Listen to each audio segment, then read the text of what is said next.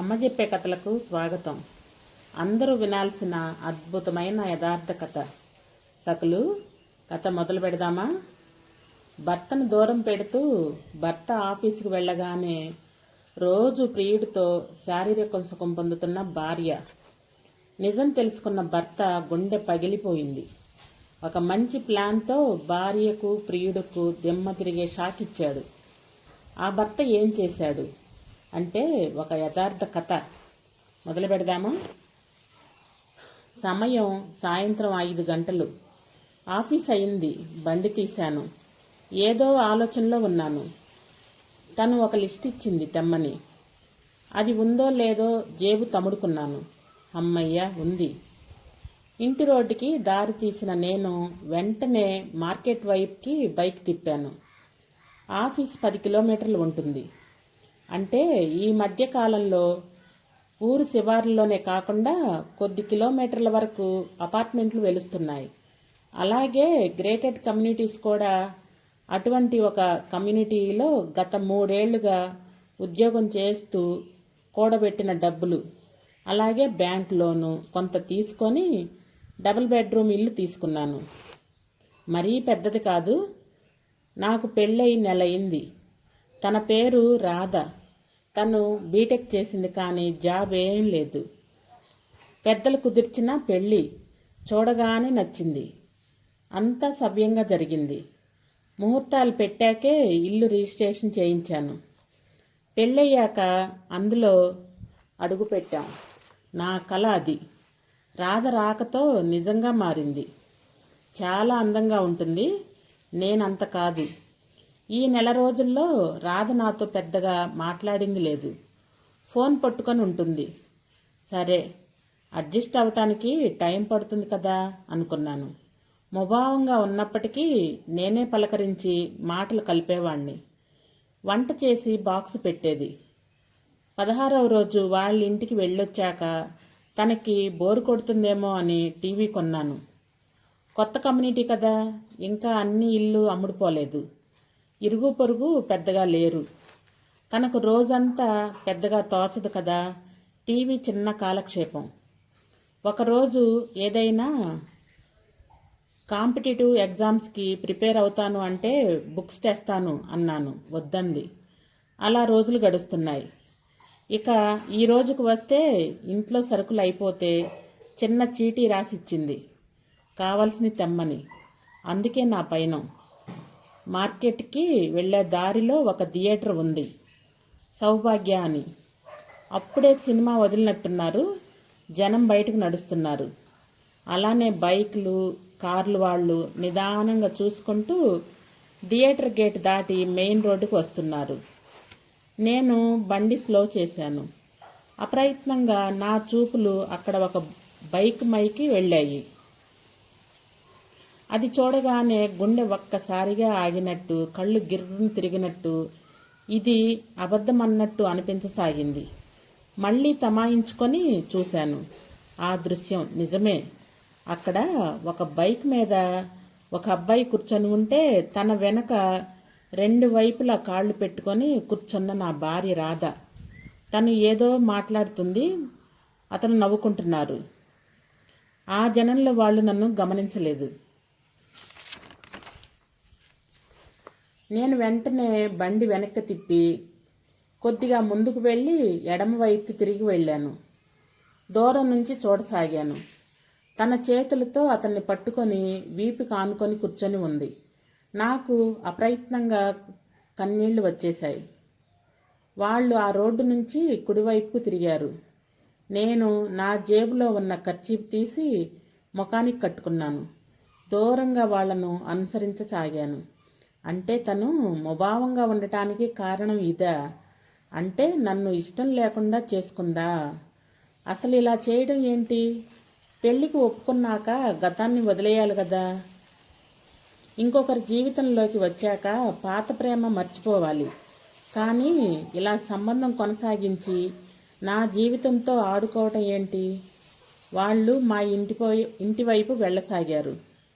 Community దగ్గరికి వచ్చింది. నేను దూరంగా బండి ఆపి చూస్తున్నాను. మా ఇంటికి కొంచెం దూరంలో అతను బండి ఆపాడు. నాకు వాళ్ళు కనిపిస్తున్నారు. దిగాక చేతులు కలిపి ఏదో చెప్పి వడివడిగా వెళ్ళిపోయింది.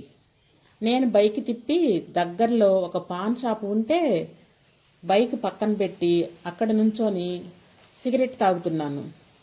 అతను వస్తూ బండి అక్కడే ఆపాడు. నా పెళ్లి ఫోటోలు వాడితో పంచుకునే ఉంటుంది. నన్ను చూస్తే గుర్తుపట్టే అవకాశం ఉండటంతో సిగరెట్ పడేసి మళ్ళీ ముఖానికి కర్చీప్ కట్టుకొని నా బండిని ఆనుకొని నుంచున్నాను. వాడు దిగి పాన్ షాప్ను సమీపించి ఒక సిగరెట్ తీసుకున్నాడు. 6 అడుగులు ఎత్తుంటాడు. జిమ్ చేస్తుంటాడనుకుంటాను. టీషర్టు కండలు చూపించేదిలా ఉంది. పాన్ షాప్లో ఒక మధ్య వయసుడు వాడు, బయట నేను, అతను తప్ప అక్కడ ఎవ్వరూ లేరు. వాడు సిగరెట్ వెలిగించి పొగ గుండెలకు లాగి వదిలాడు. అది రింగులు తిరుగుతుంది. సరిగ్గా అప్పుడే వాడి జేబులో ఫోన్ రింగ్ అవుతుంది. జేబులో ఫోన్ని చేతిలోకి తీసుకొని హలో అన్నాడు. నేను ఊహించాను ఆ కాలు రాధే చేసి ఉంటుందని. నేను ఆఫీసు నుంచి వచ్చేసరికల్లా ఇంటికి చేరుకునే మంచి ప్లాన్ వేసుకున్నారు. తెలిసి ఇది పెళ్ళయి వారం నుంచి మొదలయ్యి ఉండి ఉంటుంది. ఎందుకంటే పెళ్ళి అలాగే గృహప్రవేశం హడావుడి అన్నీ చుట్టాలు మరియు మా వాళ్ళు వారం దాకా ఇక్కడే ఉన్నారు. తర్వాత నుంచి తను ఒక్కటే. నేను ఉదయం 10కి పోతే సాయంత్రానికి కానీ రాను. ఇంతకన్నా మంచి సమయం ఎక్కడ దొరికిద్ది వాళ్లకు? పైగా టౌన్కి దూరంలో కమ్యూనిటీలో పెద్ద జనం ఉండరు. రోజంతా వాళ్ళు గడపొచ్చు. ఇవన్నీ తలుచుకుంటే నాకు మొదటి రాత్రి గుర్తొచ్చింది. మళ్ళీ నా ఆలోచనలు కట్టిపెట్టి వాడి మాటలు వినసాగాను. లేదు, ఇక్కడే ఉన్నాను. పాన్ షాప్ దగ్గర. మీ ఆయన వచ్చాడా? ఇలా మాత్రం బాగుంది. ఈ ప్రైవసీ మనకి మన కాలేజీ టైంలో కూడా దొరకలేదు అని నవ్వాడు. భయంగా ఉండేది ఎక్కడ కలవాలన్నా. ఒకసారి లాడ్జికి వెళితే నువ్వేమో భయపడిపోయావు. ఇలా బాగుంది, థ్రిల్లింగ్గా. మీ ఆయన ఆఫీస్లో, మనం మీ వారి కొత్తింట్లో. రేపు స్వర్గమే నీకు. 11 కల్లా వస్తాను, ఉంటాను. కాల్ కట్ చేశాడు. సిగరెట్ పడేసి బైక్ తీసి రివ్వును వెళ్ళిపోయాడు. నా మనసులో వేదన మొదలైంది. కాళ్లల్లో వణుకు. నా వెనక ఇంత జరుగుతుందా? ఎంత మోసం!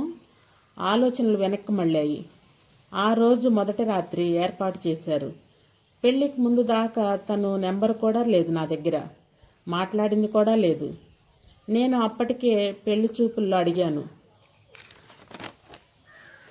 నేను మరీ అందంగా ఉండను కనుక తనకు ఇష్టమేనా అని. అంతా ఇష్టమే అంట అని టముకు కొట్టారు. మొదటి రాత్రి తనది మహానటి నటన అని ఇప్పుడే నాకు తెలుస్తుంది. గదిలోకి వెళ్ళాక కాసేపు మాట్లాడాక పట్టుకుంటే వద్దు ప్లీజ్, కొంతకాలం ఆగి అర్థం చేసుకున్నాక అప్పుడు కలుద్దాం. నిదానంగా మార్చుకొని నన్నే ప్రేమించేలా అలవాటు చేసుకుంటాను అనుకొని ఇప్పటికి 30 రోజులు దాటినా ముట్టుకోలేదు. తను నా భార్య కాబట్టి అది తనకి ఇవ్వాల్సిన గౌరవం అనుకున్నాను. నేను ఇచ్చాను. తనే అతనితో పక్క పంచుకుంటూ ఒక బకరాలా నన్ను చూస్తుందని నేను ఊహించలేకపోయాను. మనసులో ఒక ఆలోచన వచ్చింది. అది వెంటనే అమలుపరిచాను. మళ్ళీ వెనక్కి మార్కెట్కి వెళ్ళి చీటీలో ఉన్న వాటి ప్రకారం అన్ని సరుకులు తీసుకొని వచ్చి బండి మీద ఇంటి ఆవరణలో దిగాను. లోపలికి అడుగుపెట్టాను. తలుపు తీసి ఉంది. తను హాల్లో కూర్చొని ఉంది. నా చేతిలో సంచి తీసుకుంది. నీళ్లు తెచ్చివునా అంది. ఏం కలిపి తెస్తావు అని మనసులో అనుకొని బయటికి వద్దన్నాను. ఈ మధ్య పేపర్లో ఎటు చూసినా ఇవే వార్తలు. టీవీ ఆన్ చేసి ఉంది. ఏదో స్పెషల్ స్టోరీ నడుస్తుంది. ప్రియుడిని కలుస్తా అని భర్తకి చెప్పి వెళ్ళిన భార్య, తట్టుకోలేక వాళ్ళిద్దరినీ హత్య చేసిన భర్త ఉండగానే 2 ప్రియులతో వ్యవహారం, ఒక ప్రియుడితో ఇంకో ప్రియుడిని చంపించిన వివాహిత వైనం, భర్తని చంపి అతని స్థానంలో ప్రియుడిని ప్లాస్టిక్ సర్జరీ చేయించి మొగుడిగా పరిచయం చేసిన మరో వనిత. ఇలా అన్ని వరుసగా చదువుతూ ఎందుకు ఇలా మహిళలు తమ జీవితాన్ని కాపురాల్ని నాశనం చేసుకుంటున్నారు, ఎటుపోతుంది మన సమాజం అంటూ న్యూస్ యాంకర్ గట్టిగా మాట్లాడుతుంది. నేను ఇన్ని రోజులు ఈ వార్తలు చూసి ఇదేంట్రా ఇలా చేస్తున్నారు వీళ్ళు, శృంగార సుఖం కోసం ఇంతలా దిగజారుతూ హత్యలు చేసి పిల్లల్ని అనాథలు చేసి ఏం సాధిస్తున్నారు అనుకునేవాణ్ణి. చివరికి తిరిగి తిరిగి కథ అడ్డం తిరిగి నా ఇంట్లో ఇంకో న్యూస్ తయారయ్యేలా ఉంది. నవ్వాలో ఏడవాలో తెలియని పరిస్థితి. బెడ్రూమ్లో టవల్ కోసం వెళ్ళి బెడ్ వంక చూశాను. సర్దేసి ఉంది. లక్షలు పెట్టి ఇల్లు కొన్నాను. కుటుంబంతో సంతోషంగా ఉందామని నా డబ్బుతో నేను కొన్న బెడ్ మీద వేరెవరో కాపురం చేస్తున్నారు. దేనికైనా రాసిపెట్టి ఉండాలి. స్నానం చేసి వచ్చి కూర్చున్నాను. 8 గంటలు దాటింది. అప్పటికి తను వచ్చి అన్నం పెట్టనా అని అడిగింది. ఆకలి లేదని చెప్పాను. ఏమో చంపే ప్లాన్ చేసినా చేసి ఉండొచ్చు అని నా అనుమానం బలపడింది. ఆ న్యూస్ ఎఫెక్ట్ కావచ్చు. తను ఫోన్ చూస్తూ కూర్చుంది. నేను వెళ్ళి రోజు పడుకునే బెడ్ మీద కాక వేరే దాంట్లో పడుకున్నాను. లోపల గడియ పెట్టుకున్నాను. నిద్ర పట్టలేదు. బయట ఏవేవో గుసగుసల మాటలు వినిపిస్తున్నాయి. ఫోన్లో అని తెలుస్తుంది. ఆఖరికి మళ్ళా గొల్లాలు పడ్డాక నిద్ర పట్టింది. ఉదయం త్వరగా లేచి రెడీ అయి బాక్స్ వద్దని చెప్పి 9 గంటల్లోపే బయటికి బయలుదేరసాగాను. తను చూసి ఏంటి రాత్రి తినలేదు, ఇప్పుడు బాక్స్ వద్దంటున్నారు, ఏమైంది అని డౌట్గా అడిగింది. నేను వచ్చి రాని నవ్వుతో అదేం లేదు, మా ఆఫీస్లో కోలీగ్స్ పుట్టినరోజు, లంచ్ అక్కడే, అందుకే అని బయలుదేరాను. బండి తీసి బస్టాండ్ దగ్గరికి వచ్చేసి నిన్న నా మనసులో వచ్చిన ఆలోచన కార్యరూపం దాల్చే సమయం కోసం ఎదురు చూడసాగాను. కొద్ది నిమిషాల్లో నా ముందుకి మా అమ్మ నాన్న, రాధా వాళ్ళ అన్నయ్య మరియు అమ్మా నాన్నలు అంటే మా అత్త మామలు వచ్చి నుంచున్నారు. కొత్తల్లుడు అలాగే బావ. ఎందుకు ఇంత అర్జెంటుగా ఇదే సమయానికి పిలిచాడో వాళ్ళకి అర్థం కాలేదు. మా అమ్మ నాన్న కూడా ఆశ్చర్యంగా ఏంటా అన్నట్టు నా మొహం చూస్తున్నారు. నేనేమీ మాట్లాడలేదు. మీకే తెలుస్తుంది, కొంచెం సేపు ఆగండి అన్నాను. వాళ్ళు నేను ఇంటికి వెళ్ళాము. ఎక్కడెక్కడి నుంచో పెట్టావేంటి అని అడుగుతున్నారు. మామయ్య అత్తయ్య ఏమైంది బాబు, రాధతో ఏమన్నా గొడవ అయిందా అని అంటున్నారు. నేను అన్నీ వింటూ సమాధానం చెప్పకుండా మౌనంగా ఉన్నాను. టైం చూశాను, 11 దాటింది. నా బండి బస్టాండ్ పార్కింగ్లో పెట్టి ఓ ఆటో మాట్లాడాను. అందరం ఎక్కి ఇంటికి చేరాము. ఇంటి ఎదురుగా ఒక బండి ఉంది. ఎవరిది బావా ఆ బండి అని అడిగాడు రాధా అన్నయ్య. చెప్తా దిగండి అని ఆటో దిగాక ఆటో వాడికి డబ్బులిచ్చి పంపేసి ఇంటి గేట్ తీసి అందరం లోపలికి అడుగు పెట్టాం. మెయిన్ డోర్ వేసి ఉంది. ఇంటి చుట్టూ ప్రహరీ ఉంది. వేరే పారిపోయే మార్గం కూడా లేదు అని మనసులో అనుకున్నాను. డోర్ బెల్ మోగించాము. కొంచెం సమయం గడిచాక తలుపు తెరుచుకుంది. ఎదురుగా రాధ. వాళ్ళందరితో పాటు నన్ను చూసింది. బట్టలు నలిగినట్టుంది, కంగారుగా ఉంది. వాళ్ళమ్మ రాధతో ఆ బట్టలేంటి అంది. కంగారులో రాధ నలిగిన నైటీలో వచ్చేసింది. నాకు పరిస్థితి అర్థమైంది. వెగటు అసహ్యం కలిగాయి. అందరం ఇంటి లోపలికి అడుగు పెట్టాం. నేను వాళ్ళంతా కూర్చున్నాక రాధని చూస్తూ, రాధా ఇక పిలువు అతన్ని. కాదు, నా బెడ్రూమ్ నుంచి అన్నాను.